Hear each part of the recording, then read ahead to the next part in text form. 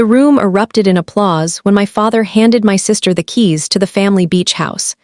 Sarah accepted them with a smile that wasn't happiness, it was victory. She actually spun the keys around her finger.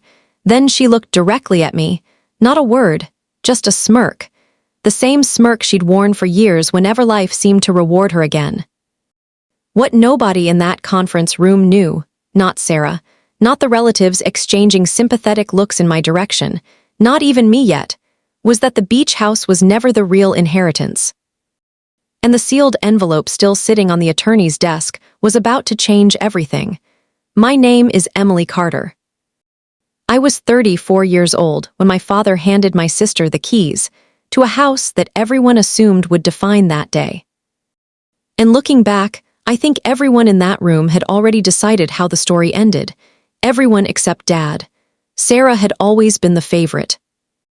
Not in an obvious way, my parents never said it out loud. They didn't have to. When Sarah got A's and B's, she was praised for working hard. When I got straight A's, it was simply expected. When Sarah switched majors 3 times, they called her adventurous. When I planned my career carefully and earned every promotion, they called me practical. Sarah was exciting, I was dependable. And somehow, dependable never got the applause. As adults, the pattern only sharpened.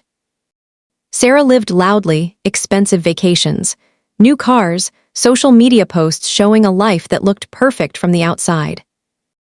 I worked as a financial consultant, paid my bills, invested carefully, and helped my parents whenever they needed it. Especially Dad.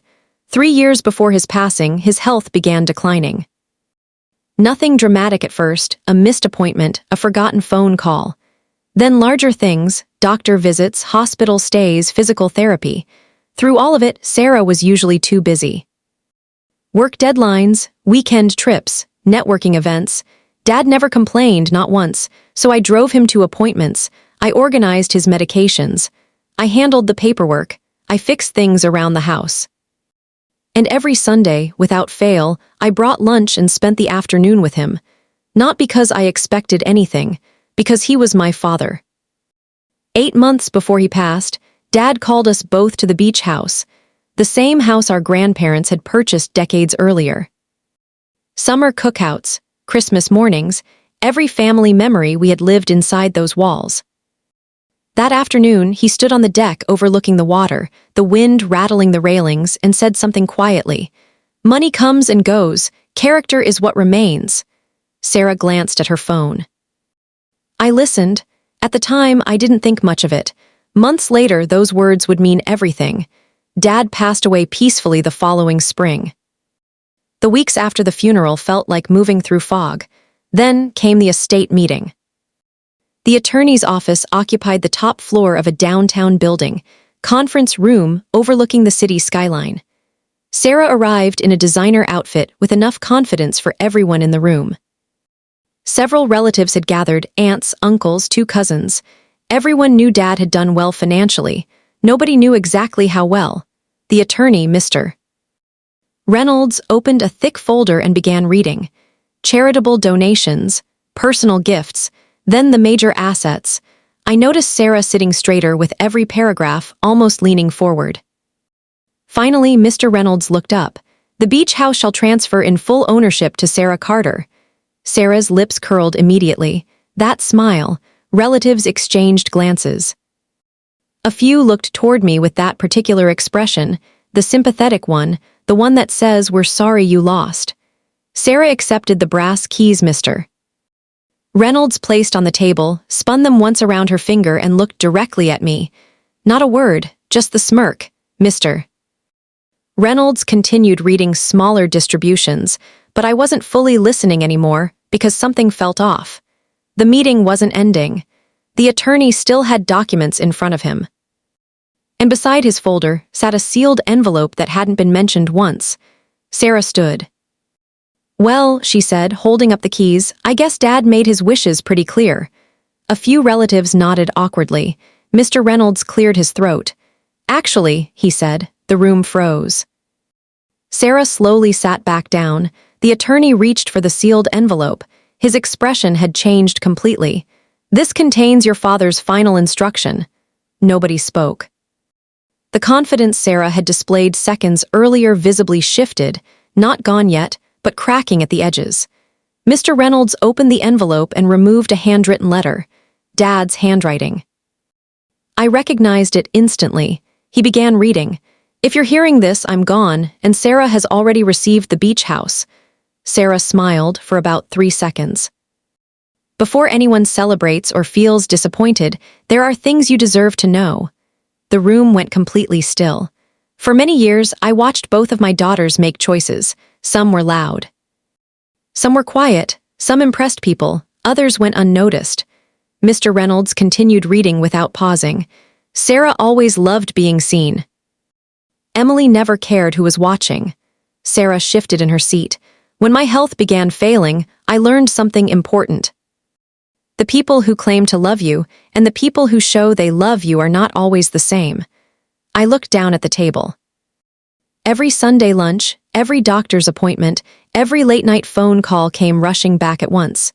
Emily drove me to appointments. Emily handled paperwork. Emily fixed things around the house. Emily sat with me when I couldn't sleep. My eyes began to sting. I hadn't expected this, not after years of feeling invisible. Sarah visited when convenient.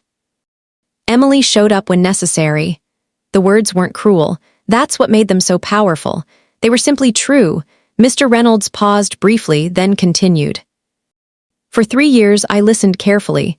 I watched who asked how I was feeling and who asked what would happen to the house."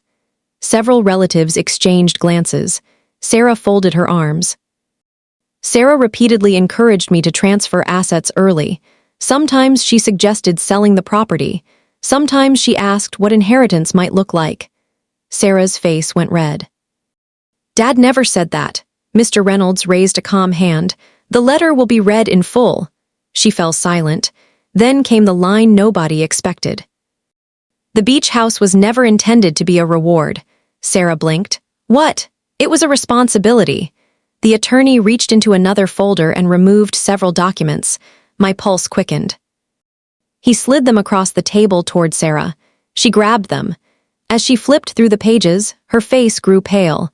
The beach house required major structural repairs within 2 years. New seawall work, roof replacement, flood protection upgrades, coastal restoration commitments, environmental compliance agreements. The projected costs ran into hundreds of thousands of dollars. Several relatives gasped. "This has to be wrong," Sarah said. "It is not," Mr. Reynolds replied. Sarah stared at the documents like she was waiting for them to change. They didn't. Then the attorney opened a second file. "This brings us to the next part of your father's instructions." I sat up straighter, because suddenly this wasn't about the beach house anymore. Mr. Reynolds unfolded another letter and began reading. "I knew there would come a day when my daughters learn the difference between receiving something and earning something. Which is why 12 years ago I created a separate trust." My heart nearly stopped. A trust. I had never heard anything about a trust. Apparently neither had Sarah. "What trust?" she demanded. Mr. Reynolds ignored the interruption. "The trust was designed to remain confidential until specific conditions were met. Over the years, I added assets gradually and quietly. I wanted it protected from pressure, from expectations, from entitlement." Sarah's fingers tightened around the house keys. For the first time all afternoon, she no longer looked victorious. She looked worried, genuinely worried. Mr. Reynolds folded the letter and looked directly at me. "Emily, your father spent over a decade preparing these arrangements." The room was frozen.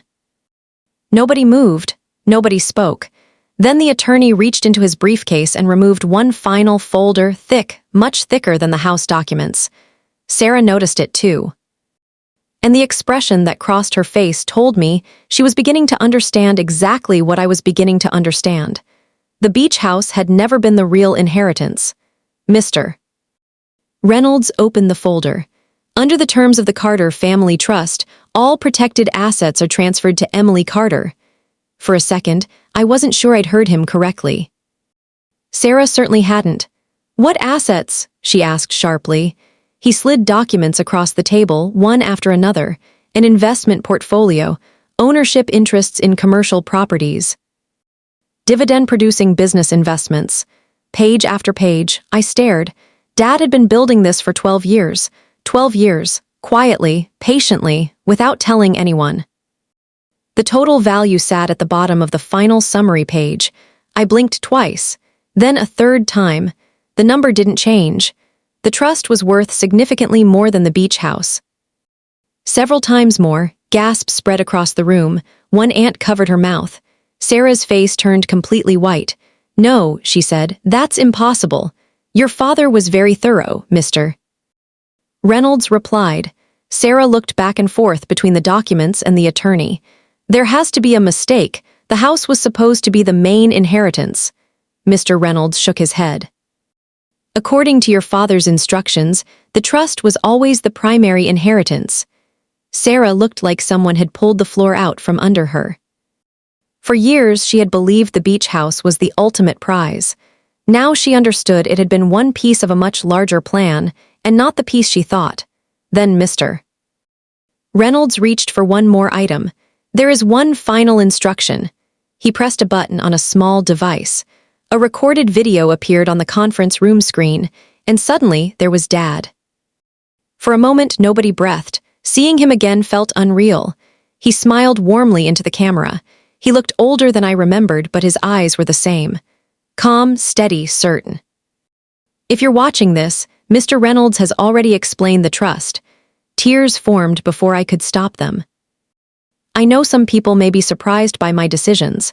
His gaze seemed to reach through the screen. "Especially Sarah." Sarah lowered her eyes. "When people talk about inheritance, they usually focus on money." He shook his head slightly. "That's the wrong lesson. I wasn't looking for the smartest child. I wasn't looking for the most successful child. I wasn't looking for the child who impressed other people." His voice softened. "I was looking for the child who showed up." My throat tightened. "The one who came when nobody was watching. The one who helped without expecting a reward. The one who treated responsibility like a privilege rather than a burden." Around the table, relatives were quietly wiping their eyes. "Character reveals itself over time," Dad continued.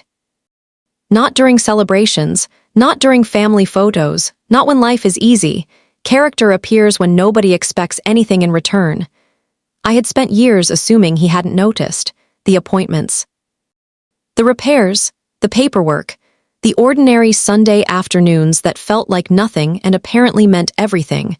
Then he looked directly into the camera.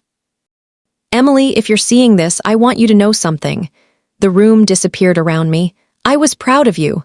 His voice was quiet but certain. "I may not have said it often enough. I should have, but I never stopped being proud." Tears rolled down my face. I didn't try to stop them. "The trust isn't a reward, it's a responsibility. Use it wisely, build something meaningful. And never let money become more important than people." The video ended. Nobody moved. Nobody spoke. The room stayed completely still for several long seconds. Then Mr. Reynolds quietly closed the folder. The meeting was over. Sarah stared at the house keys in her hand. The same keys she had proudly twirled less than an hour earlier. They looked different now. Heavier, because she finally understood what Dad had been trying to say all along. Inheritance wasn't about what looked valuable. It was about what truly mattered.